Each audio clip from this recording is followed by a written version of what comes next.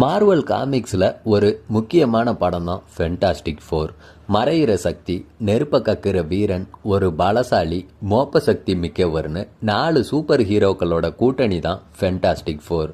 இதோட முதல் திரைப்படம் பார்த்தீங்கன்னா 1992 வருஷம் குறைஞ்ச பட்ஜெட்டில் தயாராச்சு.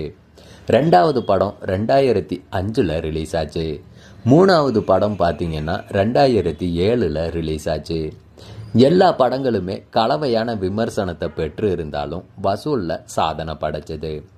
அடுத்ததா 2015 ரிலீஸ் ஆன படம் எதிர்மறை விமர்சனங்களை சந்திச்சாலும் பாக்ஸ் ஆஃபீஸில் மிகப்பெரிய வெற்றியை அடைஞ்சது. 2017 ஒரு படம் ரிலீஸ் ஆகிறதா இருந்து அதுக்கப்புறம் அது ரத்தும் ஆச்சு. இந்நிலையில் இதோட அடுத்த பாகம் 10 வருஷத்துக்கு அப்புறமா ரிலீஸ் ஆக இருக்குங்க. ஃபென்டாஸ்டிக் ஃபோர் ஃபர்ஸ்ட் ஸ்டெப் அப்படிங்கிற பெயரில் தயாராகி இருக்க இந்த படத்தை மேட் சக்ஸ்மேன் இயக்கி இருக்காரு.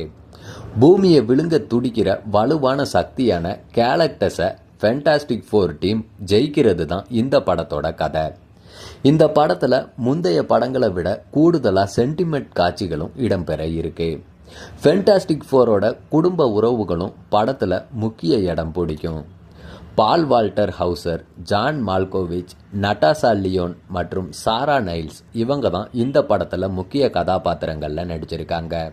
வர ஜூலை 25 இந்தியாவில் பார்த்தீங்கன்னா இங்கிலீஷ், ஹிந்தி, தமிழ் மற்றும் தெலுங்கு மொழிகளில் திரையரங்குகளில் ரிலீஸ் ஆக இருக்கு ஃபென்டாஸ்டிக் ஃபோர் திரைப்படம்.